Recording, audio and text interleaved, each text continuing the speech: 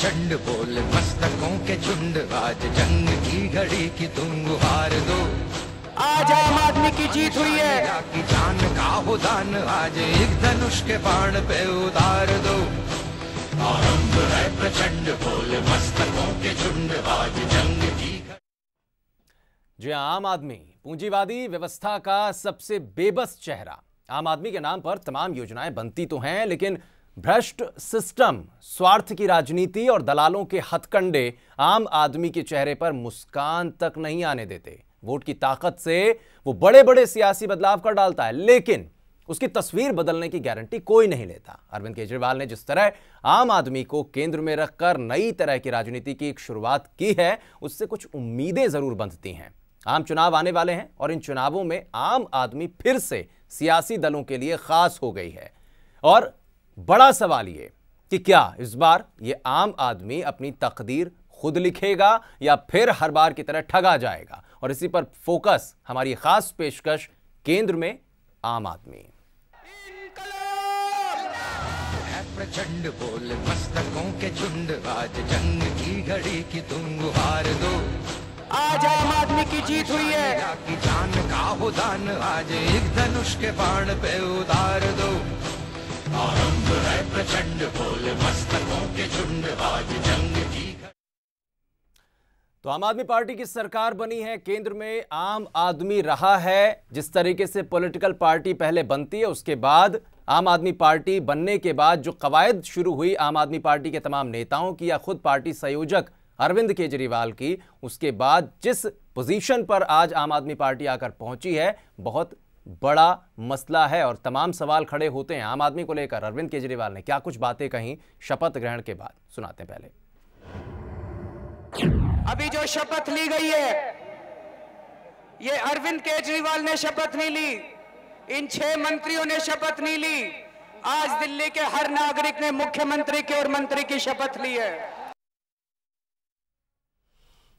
तो यानी कि हर कोई मुख्यमंत्री है, कोई खास नहीं, कोई आम नहीं, हर एक तबका बराबर है। सबकी हिस्सेदारी रही है इस चुनाव में और हर तरीके से हर कोई भागीदार रहा है, यह भी अरविंद केजरीवाल कहते आए। हमारे साथ वरिष्ठ पत्रकार के जी सुरेश जी हैं, उनसे भी बात करेंगे और हमारे साथ हमारे एक और खास मेहमान मणिंद्र नाथ ठाकुर साहब हैं, उनसे भी हम बात करेंगे कि आखिर इस चीज़ को क्या समझा जाए केंद्र में आम आदमी।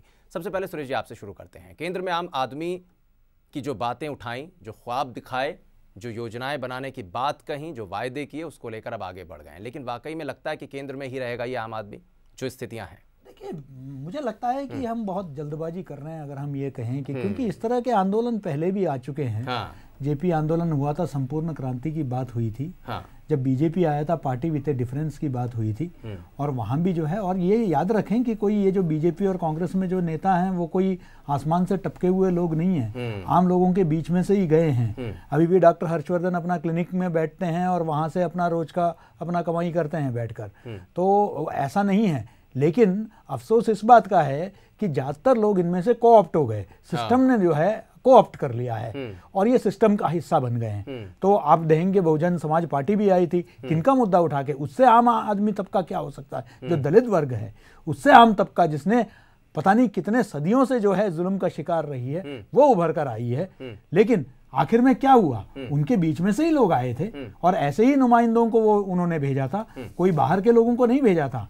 तो उसके बावजूद क्या हुआ, इसलिए मुझे लगता है कि बहुत जल्दबाजी नहीं करना चाहिए। इस नतीजे पर पहुंचने के लिए आम आदमी केंद्र में आ चुकी है। हाँ, इन्होंने फिर से एक और नया एक प्रयास चला है।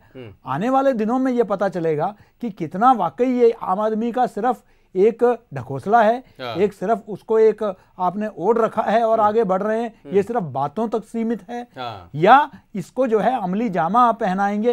वाकई आम आदमी को जो है मद्देनजर ही सारे नीतियां, सारे कानून उस हिसाब से बनेंगी। और सिर्फ देखिए कटआउट सिंबलिज्म जिसे कहते हैं, उनसे काम नहीं चलेगा। ये जो है, ये राहुल गांधी भी मेट्रो में जा चुके हैं। इस तरह कोई मेट्रो में चला जाता है, कोई शपथ ग्रहण के लिए, कोई कहता है सिक्योरिटी नहीं है, लेकिन आपका जो दूसरा जो पहले तो सिक्योरिटी में जो खर्चा आएगा, देखिए ये तो दिल्ली पुलिस और दिल्ली सरकार और केंद्र सरकार, यूनियन होम मिनिस्ट्री का जिम्मेदारी है इनको सुरक्षा प्रदान करना। तो ऐसे में इनको जो इनके मना करने के बाद इनको जो सिक्योरिटी देनी पड़ेगी उसका तो कीमत 3 गुना हो जाएगा। तो इसलिए ये आम आदमी पर ज्यादा बर्डन होगा। आप जो है कुछ हजार रुपए में राजभवन में आपका जो है शपथ ग्रहण हो सकता था, लेकिन आपने रामलीला मैदान में जो तैयारियां करवाई सरकारी खर्चे में जो हुआ है वो लाखों रुपए का हुआ है। तो इसलिए मुझे लगता है कि हमें देखने की जरूरत है कि आने वाले दिनों में ये वाकई जनता के मामले में किस तरह के कानून लेके आते हैं, कितना दूरदृष्टि रखते हैं। ये सिर्फ अगर फ्रीबीज के आधार पर कि भाई हमने जितने कॉलोनियां आपने घुसपैठ की है सारा हम रेगुलराइज कर रहे हैं, इसके बजाय ये सोचने के लिए कि उनको मूलभूत सुविधाओं के साथ उनको अच्छे मकानात उनके लिए इंतजाम करें, उनके लिए ड्रेनेज सिस्टम हो प्रॉपर। इस शहर में कितने लाखों मकान हैं जहां ड्रेनेज सिस्टम नहीं है। आप ऐसा एक drainage system, low cost housing जिसमें जो है बेसिक मूलभूत सुविधाएं हैं, इस तरह का आप प्रदान करने का सोच रहे हैं। या जितना है कि हाँ जी जो मर्जी अपना डेरा डाल ले, आज पूरा माफिया बना हुआ है जो कॉलोनियों को जो है कॉलोनाइजर थोड़ा सा वक्त देना ही पड़ेगा। मुझे लगता है कि जी थोड़ा सा वक्त तो देना ही पड़ेगा, इसलिए मुझे लगता है कि जल्दबाजी ना करें। हाँ एक प्रयास है, इसको भी आजमा लेते हैं जी। लेकिन केंद्र तक अगर राजनीति की बात करते हैं, केंद्र की जो राजनीति है, क्या लगता है वाकई में वहां तक पहुंचेगी आम आदमी? देखिए जहां तक आप आम आदमी पार्टी का सवाल कर रहे हैं तो फिर मुझे लगता है कि थोड़ा समय तो लगेगा, इतना जल्दी नहीं होगा। लेकिन हाँ इन्होंने इनके वजह से कम आज चाहे जो दूसरे जो तथाकथित मुख्य धारा के जो दल है राजनीतिक दल, उनमें एक हड़कंप जरूर मची है।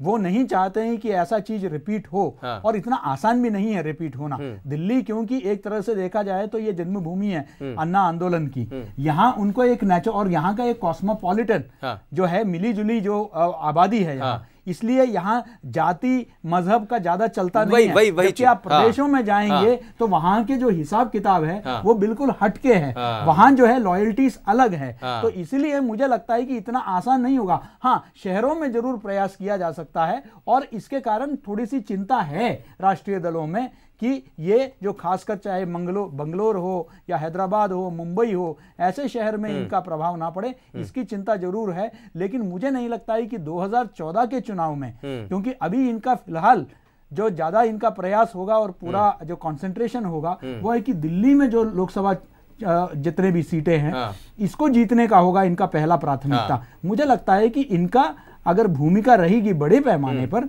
तो वो 2019 के चुनाव में होगा या उससे पहले जो भी आम चुनाव होगा। लेकिन मुझे नहीं लगता है कि 2014 में बहुत बड़ा एक भूमिका उलटफेर करेंगे, ऐसा संभव नहीं लगता। चलिए कोई बात नहीं, बहुत सारे ऐसे सवाल हैं, बहुत सारी ऐसी चीजें हैं, बहुत सारी ऐसी स्थितियां बनती हैं आम आदमी पार्टी के लिए। आज के प्रेजेंट सिनेरियो को देखते हैं तो क्या होगा भविष्य, ये देखने वाली बात होगी। लेकिन साफ सुथरी राजनीति को लेकर अरविंद केजरीवाल क्या कुछ कहते हैं, सुन लेते हैं पहले।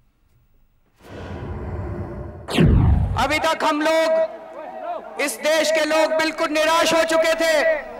हमें लगता था इस देश का कुछ नहीं हो सकता, ये देश तो बिल्कुल गर्त में जा रहा है। इस देश की राजनीति ने सब कुछ बर्बाद कर दिया था।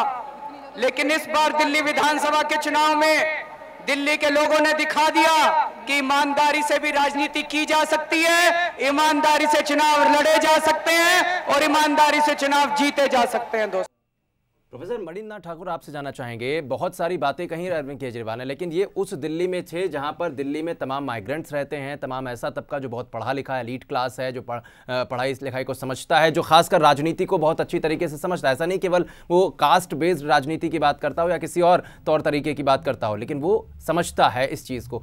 लगता है कि यही चीज़ इनको केंद्र में ले जा पाएगी, बाकी राज्यों में इनके लिए क्या मुश्किलें?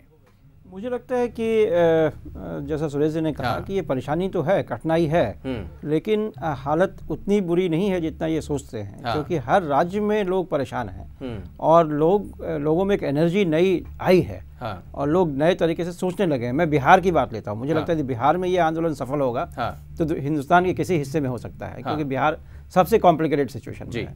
जब मैं वहाँ के लोगों से बात कर रहा हूँ, दिल्ली में जो लोग हैं या वहाँ पे जो लोग हैं, ये सब लोग कह रहे हैं कि हम श्योर नहीं हैं, लेकिन एनर्जी है, हम सब जमा हो सकते हैं, लोग जमा हो सकते हैं। हम लोग ऐसा सोच रहे थे, जो भी अच्छे ईमानदार लोग हैं, युवा हैं, सब कहते हैं हम ऐसा सोचते थे पहले भी, हमें जमा होना चाहिए, हमें कुछ करना चाहिए।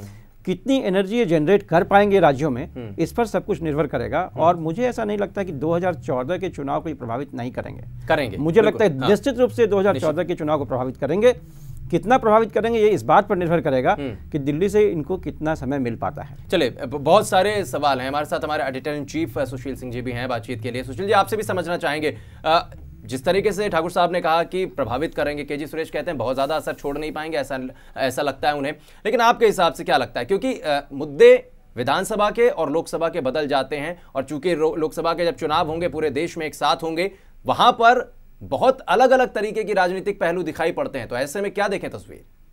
देखिए, मुद्दे केंद्र के स्तर पर वाकई बदल जाएंगे लोकसभा के लिए, और इनको अपनी जो अभी तक दिल्ली के स्तर पर चुनाव लड़ते हुए इनको जिन चीज़ों की ज़रूरत नहीं पड़ी, हाँ। जैसे आपकी अर्थनीति क्या होगी, आपका विदेश नीति क्या होगी, इस तरह के, या कश्मीर को लेकर आप क्या सोचते हैं, या जो नॉर्थ ईस्ट की हाँ। जो सिचुएशन है उसको लेकर, वहाँ जो समस्याएं हैं उसको लेकर, तरह तरह की चीज़ें हैं जिन पर इनको बोलना पड़ेगा, जिसमें अपना मैनिफेस्टो या अपना उद्घोषणाएं करनी पड़ेगी कि भैया हम ये ऐसा ऐसा हम चाहते हैं, इस लाइन पर जाएंगे। लेकिन फिर जो सुरेश ने कहा अभी, मुझे लगता है ये जो जितनी भी चीज़ें हैं कि हमें इन्हें देखना है, मैं मानता हूं कि यही तो चुनौती है जो अरविंद केजरीवाल ने आज अपने भाषण में भी दोहराई है कि आपको घमंड नहीं करना है, उनका जो आचरण रहने वाला है, हाँ। इनके विधायकों का, इनके मंत्रियों का, और इनकी जो घोषणाएं की हैं इन्होंने, उस पर किस तरह आगे बढ़ते हैं। जो मैसेज देना चाहते हैं सुशील जी, अगर मान लेते हैं जो मैसेज देना चाहते हैं वो पहुंचा भी होगा उनकी पार्टी के लोगों तक, लेकिन फिर भी अगर जब देश की राजनीति की बात करते हैं, अगर केंद्र में हम आम आदमी पार्टी को 2014 के आम चुनावों के आसपास देख रहे हैं, या ये भी देख रहे हैं केवल कहीं ना कहीं अपनी दखलंदाजी कर सकती है, दखल दे सकती है, चुनाव में असर छोड़ सकती है। देखिए, दोनों के बीच में है स्थिति, बहुत ज्यादा असर कर देगी ऐसा भी नहीं मानता, लेकिन कुछ नहीं कर पाएगी मैं ऐसा भी नहीं मानता। ये जरूर दखल देने वाले हैं, और ये राजनीति यही नहीं रुकने वाली। आम आदमी की, सो कॉल्ड आम आदमी की राजनीति, अगर ऐसी होती रही तो अगर ये अगले 2 महीने में ये तय हो जाएगा कि ये क्या करने वाले हैं, और किस दिशा में इनको कितना सपोर्ट मिलने वाला है, और इनका आचरण ही तय करेगा। असल में पूरे देश की निगाहें रहेंगी इन पर। बिल्कुल, देश की निगाहें रहने वाली हैं, क्योंकि जब सरकार बनाने को लेकर तमाम अलग अलग माध्यमों के जरिए वोट लेने की कोशिश कर रहे थे, कि इंटरनेट के माध्यम से हो या SMS के माध्यम से हो, तो लोगों ने जो वोट दिया इनको कि आप सरकार बनाइए, उसमें करीब 6 लाख वोट आए। लगभग 2.5 लाख वोट ऐसे भी थे जो बाकी राज्यों से आए, सिर्फ दिल्ली से नहीं, बाकी राज्यों से। इसका मतलब पूरे देश की निगाहें हैं। एक छोटा सा, बिल्कुल बिल्कुल, लगातार चर्चा को जारी रखेंगे, लगातार और भी बातें करेंगे और भी सवाल पूछेंगे, लेकिन एक छोटा सा ब्रेक, जल्द लौटते हैं। प्रचंड बोल मस्तकों के झुंड, आज जंग की घड़ी की तुम गुहार दो। आज आम आदमी की जीत हुई है, की जान का हो दान, आज एक धनुष के बाण पे उतार दो।